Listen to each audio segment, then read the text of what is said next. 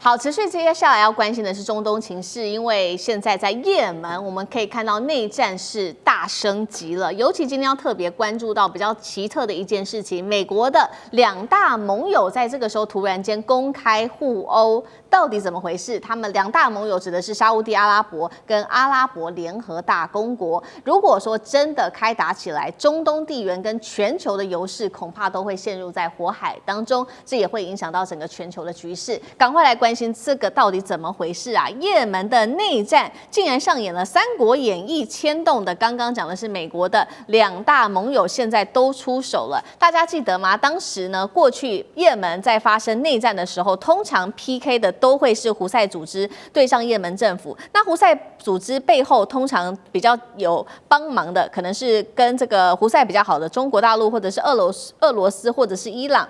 那也門另外一方面呢，我們也看到他們也有他們比較好的這個是對抗支持他的是沙烏地阿拉伯。那麼現在呢，為什麼突然間又殺出了阿聯？阿聯所支持的這個叫做南方過渡委員會，突然間第三方勢力殺進來了。那麼他大規模的竟然在這個時候選擇去進攻也門的軍政府，直接攻下了他們的第二大城，這個叫做塞勇士哦。那為了報復，我們也看到沙國這邊也有所大動作了。沙國是直接轟炸了也門的港口，並且限令阿聯的軍隊24小時之內你必須要撤離。怎麼回事？美國在中東的兩大盟友突然間公開的翻臉了，這時候川普會挺誰呢？美國在中東的勢力会不會因此動搖？漢庭怎麼看？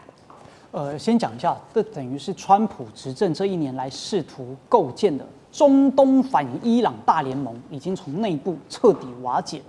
這為什麼呢？就是到了2025年啊，隨着伊朗跟沙烏地阿拉伯關係持續和緩，那胡塞武裝呢，它也暫時的這個休兵不動，所以原本靠着恐懼伊朗而勉強捆綁在一起的沙烏地阿拉伯跟阿拉伯聯合大公國，瞬間失去了共同的敵人，所以掩蓋在聯盟之下的帝國野心就暴露了。沙烏地呢，他想要一個統一的也門作為後院，確保從哈德拉茅省通往印度洋的一個石油避險通道。阿聯呢，想要肢解也門，控制南部所有的港口，把紅海變成阿聯的內湖。所以12月27號的轟炸，就是沙烏地阿拉伯對阿拉伯聯合大公國說的一句狠話：你如果想要做海洋霸主，我就炸爛你的碼頭。所以這一場衝突對美國的打擊，其實比胡塞武裝的發射倒霉還要更嚴重，因為這直接揭穿了川普在中東政策的內褲啊。那為什麼呢？這其實有幾個方面啊，這也導致了他的一個兩難。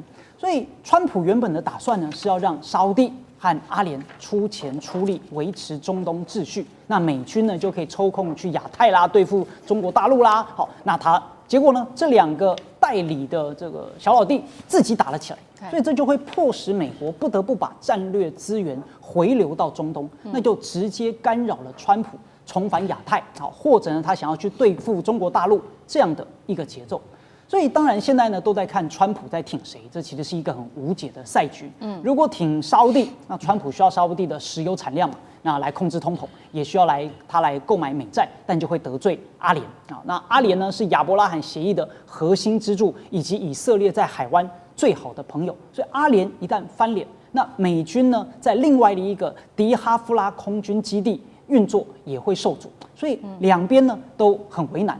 所以最後呢，川普極可能會選擇交易性中立，也就是啥呢？哎呀，就出一張嘴，對吧？他的公開呼籲，這個要停火啊，但私底下呢，可能會默許沙烏地呢去對港口進行有限度的打擊，換取沙烏地承諾增產石油。畢竟呢，對堅持美國優先的川普來說，阿聯的港口野心只是生意，但是沙烏地的石油呢才是命脈。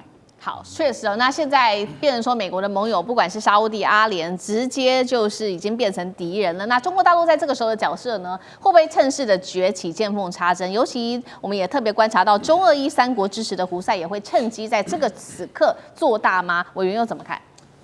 對我說，對北京政府來說，他們一向不玩這種趁火打劫的遊戲哦，所以我倒不認為，北京政府會借這樣的一個機會開始借勢這個見縫插針哦。但是事實上，我們回溯整個中東的局勢，就如同剛才漢庭提到的，從2015年開始，沙烏地阿拉伯跟阿聯酋結盟，宣布支持也門的政府軍。那麼這樣的一個結盟一直持續到2019年，然後你看到阿聯酋開始逐漸的撤軍，但是他口頭上仍然表達說他是支持沙烏地阿拉伯採取同樣的行動的。然後一直到這一次，我們發現阿聯酋開始全面的轉向，支持了這個南方過渡委員會哦，叫做 STC 這個組織。那麼當然就如同漢庭講的，他們沙烏地阿拉伯跟這個阿聯酋對於也門有不同的盤算跟主張哦，各自符合各自國家的利益。但是當一旦這個美國最重要的中東的2個盟邦跟據點反目成仇的時候，其實對美國來說，不至於是另外一場後院失火的情勢發生嘛？我覺得對美國來講，現在全世界各地都是戰火不斷哦。那麼原本他認為相對穩定的中東，這個以色列跟伊朗的問題都還沒解決，現在阿聯酋跟沙烏地阿拉伯的問題又來了，那他到底該怎麼辦？那這當然必然會造成這個白宮在處理國際事務上的壓力。那麼你說對胡塞武裝組織有沒有趁機擴張的可能？這當然有啊，因為當阿聯酋跟沙烏地阿拉伯從原本的聯合支持政府軍到現在的這個各有主張、各有作為的時候，對於也門內部的分裂勢力哦，那麼當然就有更大的空間跟機會了。所以其實坦白講，這一局跟北京政府並沒有什麼太大的關係。那麼我相信北京政府唯一要做的就是持續的跟這些單位、這些組織、這些國家維持相對的這個穩定的互動關係。因為目前看起來，北京並沒有被掃進這件事情哦。這個沙烏地阿拉伯也好，阿聯酋也好，也沒有要求北京表態啊。所以對北京、對俄羅斯來說，我認為現在與其說見縫插針，他們比較有可能的就是站在旁邊看這件事情的發展，因為畢竟這是美國的爛攤子啊。好，那這件事情對接下來的石油，不管是國際的石油的供應，或者是油價，有沒有什麼樣的影響呢？因為其實沙烏地阿拉伯跟這個阿聯2個國家都是很重要的產油國，華幹哥又怎麼看？好，其實老實講，它對於未來的國際油價走勢會有一定程度的影響。為什麼？因為不管是就是阿拉伯聯合大公國哈，或者是沙烏地阿拉伯等等，當然啦，至少戰火現在沒有打進到他們自己的本土上面，所以應該還是可以控制一段時間。可是國際油價絕對不是你們也門感冒，然後沙烏地阿拉伯打噴嚏那麼簡單。為什麼？因為也門坦白講一句，它也是一個戰略要地，你知道，就是說它是3方勢力嘛。第一個就是也門政府軍，第二個是胡塞武裝。那胡塞武裝，我今天坦白講一句，它就是什葉派，它就是伊朗支持的啊。那對於伊朗一直支持這個，沙烏地阿拉伯是很感冒的。沙烏地阿拉伯已經派空軍已經去炸穆卡拉港了，但是他還沒有對伊朗下狠話。為什麼？沙烏地阿拉伯是以遜尼派為主的，那伊朗是以什葉派為主的。那你去支持南方過渡委員會，也就是也門的南方這一塊這些民兵組織的原因是什麼？就是希望他們能夠南也門能夠獨立嘛。北也門跟南也門之間的這個紛擾，不是這10年的事情，那是一個世代的事情，只是沒有升上台面化而已。那最近就是因為伊朗直接支持了南也門，對啊，青年運動啊，南方過渡組織等等。那所以沙烏地阿拉伯就一直認為說，你這樣一直在我們家後院搞這些事情，你要幹什麼？但他還是沒有說，我下通牒，如果今天阿拉伯聯合大公國，也就是卡達，他們如果再這樣子的話，那我就怎麼樣？他沒有這樣講。其實我坦白講一句，利雅得他還是已經有，就是說先維持他的風度啦，哈，講話也非常保守。但實際上，你知道，如果伊朗跟沙烏地阿拉伯是接壤的話，那早就打起來了。為什麼？因為兩派是不同的教派。所以現在你說，這個沙烏地阿拉伯，他是希望我們跟阿拉伯聯合大公國，其實2個人是鄰邦，在很多議題上面，而且我們2個都親美啊。剛剛2位都已經講過，這2個國家都是親美的，他們的部隊都是美國組建的。飛機、大炮、坦克跟船全部都是從美國來的，而不是從蘇聯。那所以又是兄弟之邦，那為什麼他們在這個在對於也門問題上面，他們反而會越走越遠？很簡單，就是因為也門希望說，這個成立南也門的話，對我是有好處的。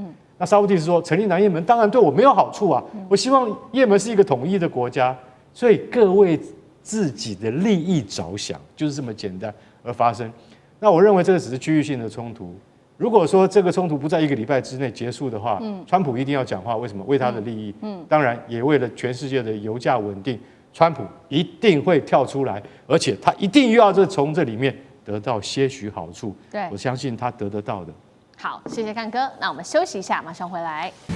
地缘政治、美中之爭、戰略價值、強權崛起、小國生存。